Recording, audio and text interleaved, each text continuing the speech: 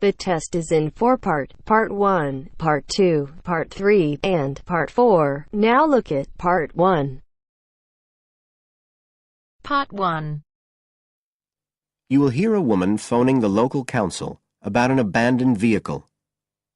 First, you have some time to look at questions 1 to 6.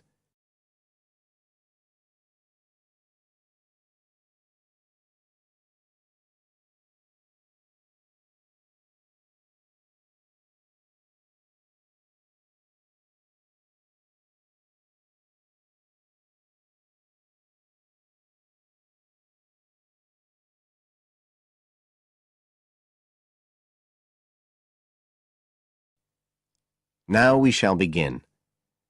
You should answer the questions as you listen, because you will not hear the recording a second time. Listen carefully and answer questions 1 to 6.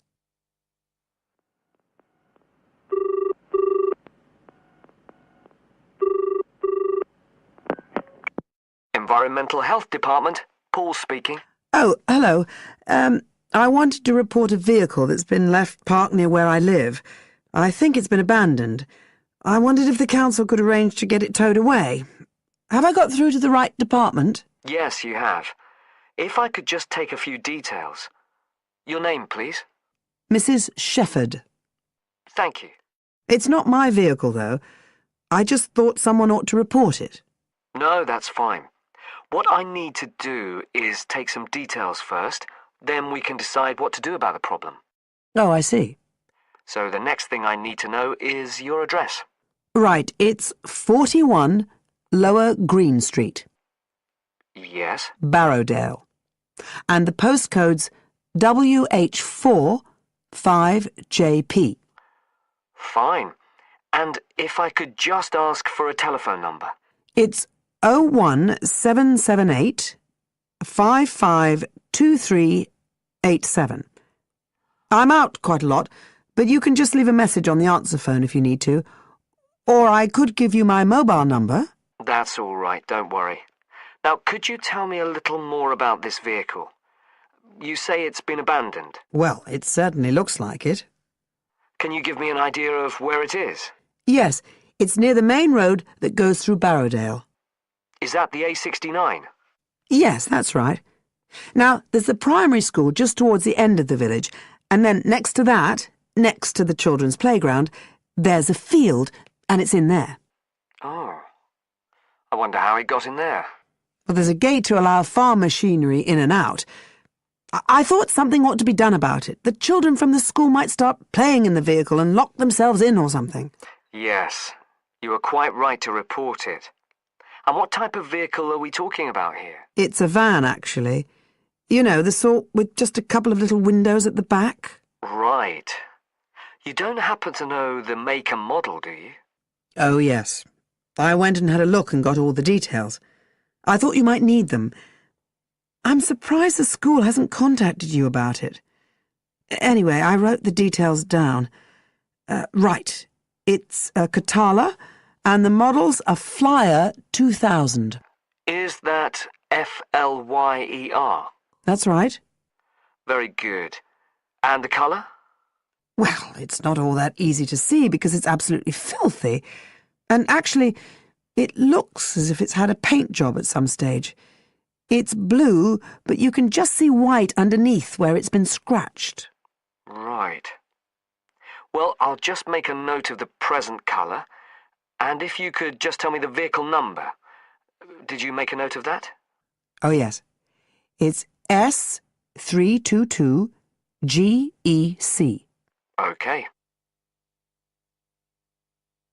Before you hear the rest of the conversation, you have some time to look at questions 7 to 10.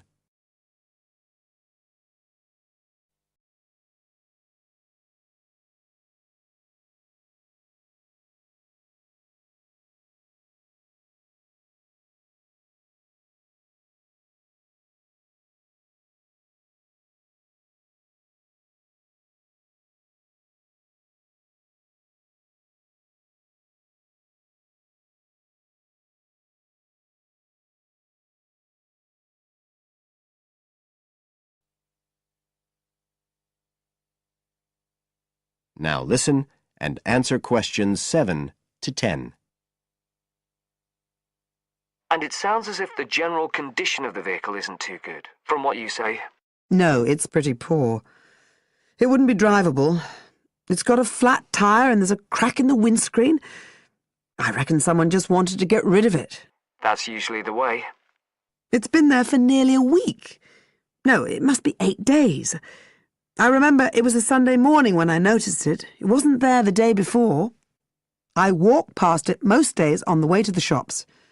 I'd have thought the school would have reported it.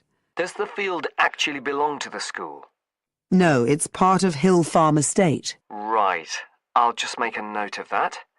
And I don't suppose you have any information about who might own the vehicle? No, I've no idea. So what will you do now? Well, we'll come and have a look and see if we can trace the owner. And if we can't, the vehicle will be removed as rapidly as the law permits. It could be anything up to 20 days. One thing I should say, I'm quite sure this doesn't belong to anyone round here. I'd definitely recognise it if it was from someone who lived here. So you don't think it was anyone local? Right. I'd say at a guess we're looking at a stolen vehicle here. I did wonder if it might have been. You hear such a lot about car thieves nowadays. Well, we certainly will be looking into that possibility. Anyway, thank you for contacting us, Mrs. Shefford, and we'll keep you informed of what happens. Right. Thank you very much. Goodbye. Goodbye.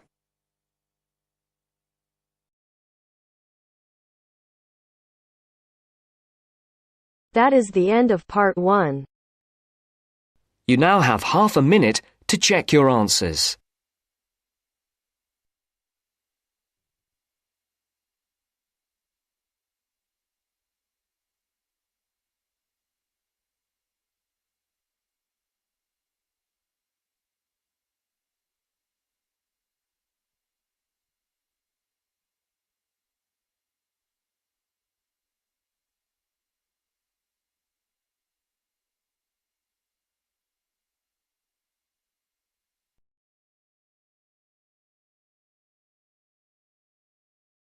Now turns to part 2.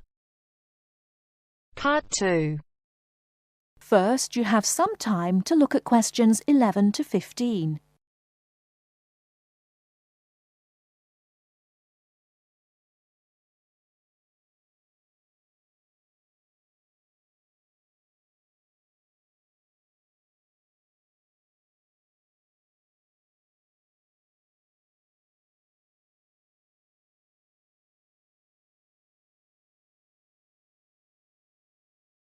Now, listen carefully and answer questions 11 to 15. Starting at the beginning, you can see the on-off switch just beneath the two lights. Having turned the machine on, these lights now become very important. When the light on the left has gone out, you can begin making coffee, as it means the water is now hot enough. Next to that is the water level light. If this is illuminated, it means the machine does not have enough water. It is essential that you turn the machine off and add more water the moment this light comes on. Otherwise you could damage the heating element. Once you have checked that both the heater light and the water level light are off, make sure the filter holder, that's the part with the handle just under the control panel, is in place. Once you have your cups ready, it is time to press the coffee delivery switch. That's the button just above the filter holder beside the boiler meter. Remember to take a quick look at the meter as it tells you the exact temperature of the water. On both the left and right hand side of the machine, on the same level as the filter holder, you can see the steam pipes used for heating milk. These steam taps need to be cleaned regularly to avoid blocking. And finally, if you do spill any coffee, don't worry. Just make sure that the drainage pipe at the bottom of the machine is leading into a sink or a suitable waste container. As with the steam taps, the drainage pipe needs regular cleaning.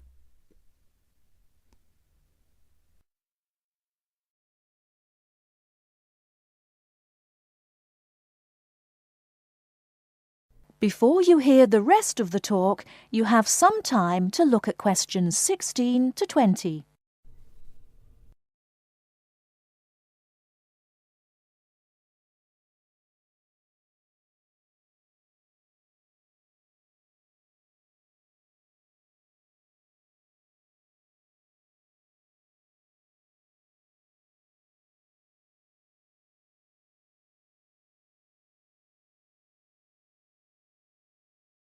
Now listen and answer questions 16 to 20. First and most importantly, I'll tell you where you should go from tomorrow for your lectures and classes. The Health Sciences building is on the west side of the campus, opposite the library, beside the History department. As you are probably aware, there are 6 modules to the course, which will take a year to complete. That's 2 modules each term.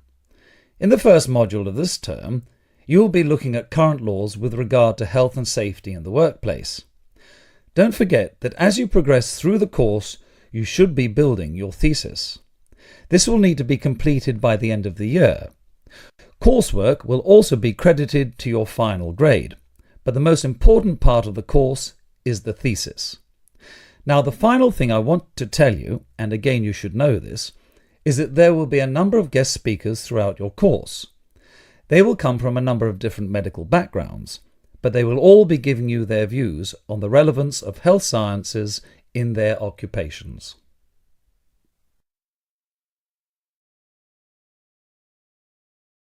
That is the end of part 2. You now have half a minute to check your answers.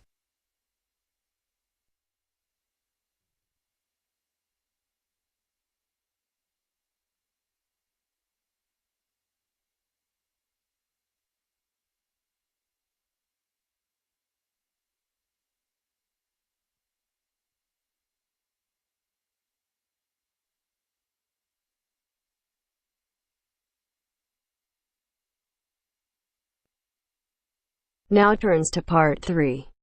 Part 3. You'll hear a lecturer talking to students about America in the 1960s. You have some time to look at questions 21 to 26.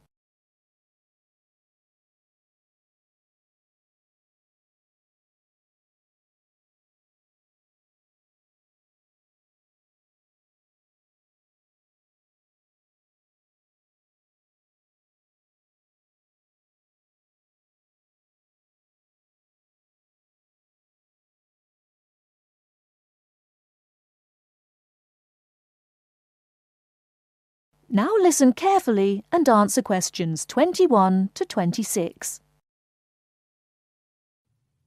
We begin our examination of America in the 1960s with the usual caution. There is no sense in trying to understand any decade without looking at what came before. Those of you who still have outstanding coursework on the 1950s would do well to complete it now, if for no other reason than it will help make sense of the next series of lectures. But we must press on, and I'd like to begin my talk about the 60s with a reference to one of those things that came before, the post-war baby boom. With the end of the Second World War in 1945, there began in the USA an era of perceived prosperity and security. In short, people started to feel that the world was a much better and safer place to bring up children. So, at the start of the 60s, all those children born in the baby boom, 70 million in the US alone, were teenagers. As the 60s progressed, and as this large number of people approached adulthood, there was a noticeable shift in the balance of power, and young people began to have a voice in ways that were not considered possible in the more conservative atmosphere of the preceding decade. Things were moving forward at a rapid pace. The literature of the time brought out all the taboos.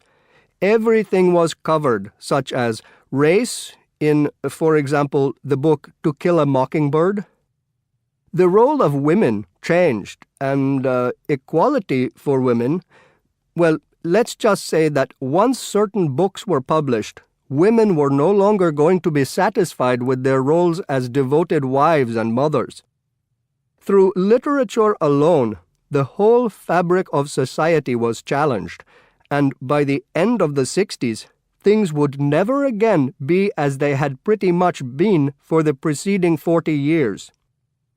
It was a decade of protest, civil rights protests, feminism, the rights of minorities, the Vietnam War. All these causes led to peaceful and not so peaceful protests on college campuses and elsewhere. People had been given freedom of speech and they were going to use it. The crime rate rose to 9 times what it was in the 50s, as respect for the old order faded away. But it was also a time of great development. In medicine, the 60s saw the first heart transplant. In technology and the space race, where we saw the first American in orbit and lasers being invented at the start of the decade, and the first man on the moon, and the first primitive internet at the end. Before you hear the rest of the talk, you have some time to look at questions 27 to 30.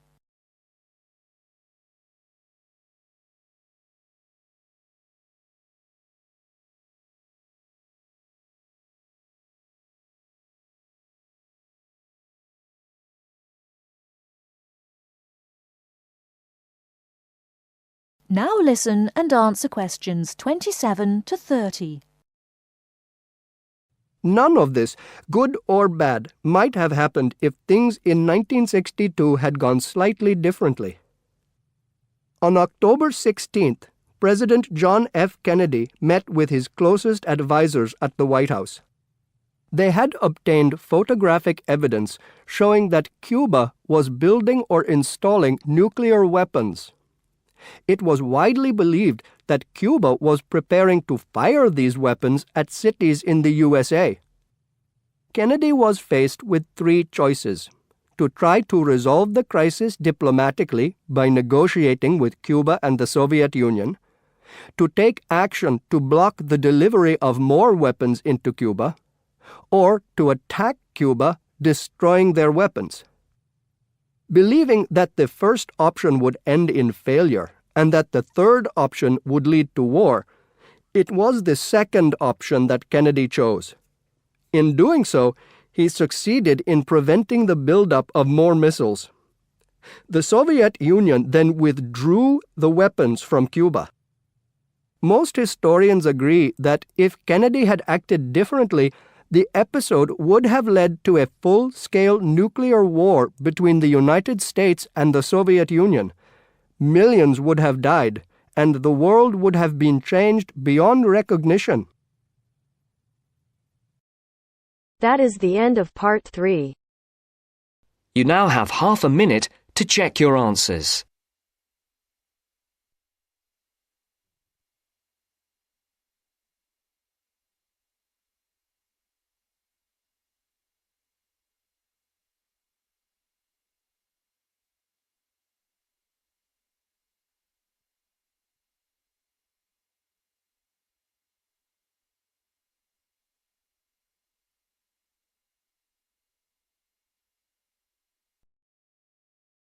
Now turns to part 4. Part 4. You will hear part of a lecture on the current and future use of mobile phones. You now have 30 seconds to read questions 31 to 35.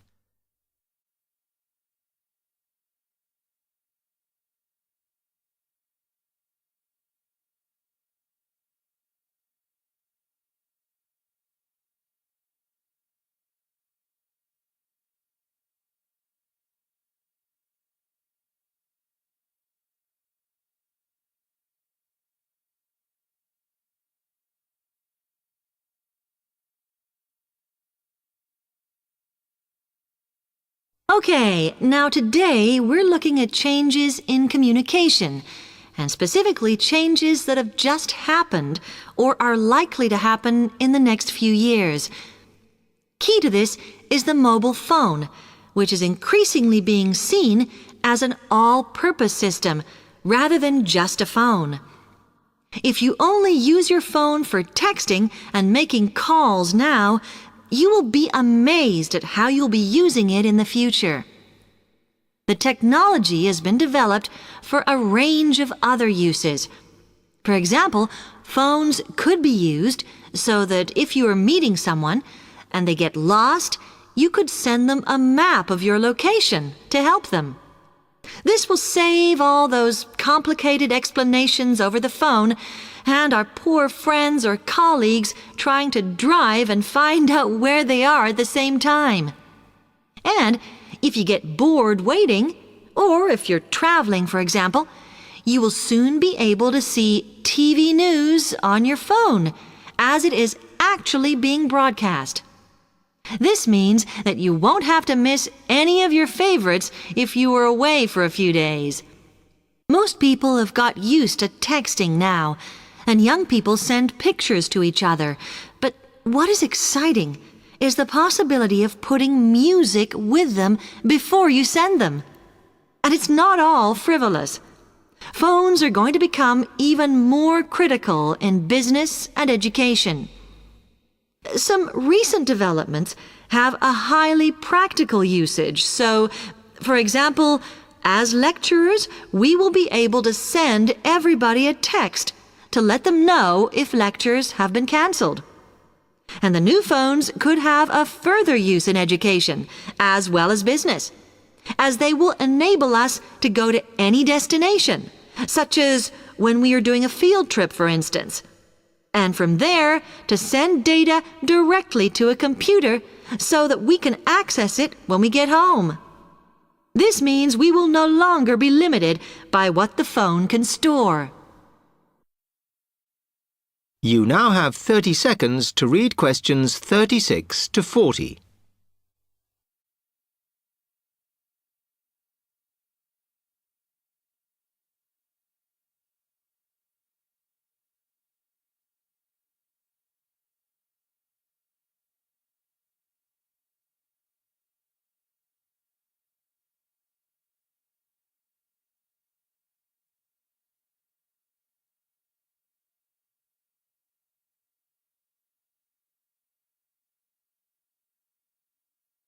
And it's interesting to look at the different ways that men and women use phones now, as that does affect how the technology will develop. Some research has been done on how people use phones, and some of the results are surprising.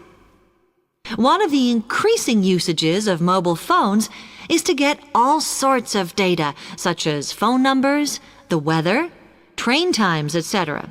And while there's been an attempt to set up connections with things that women might be interested in accessing, it is overwhelmingly men who do this. But what about the traditional use of a phone? To speak to people? I suppose we would predict that it is mainly women who use phones as a method of contact for friends and family, but, in fact, the genders exploit this facility equally. I've spoken about the increased business usages that phones will offer, and I suppose we would associate this usage with men. The survey picked up, though, that women are often working from home or catching up with work in the evenings, so they use phones in this way as much as men do. Most of us are aware we can store photos on our phones. It's an ideal method of capturing a moment wherever you are. Women tend to be the group that keep photos on their phones, but it seems that men use their phones to actually take pictures much more than women do. And of course, all this knowledge affects the marketing that the companies will do in order to sell the phone.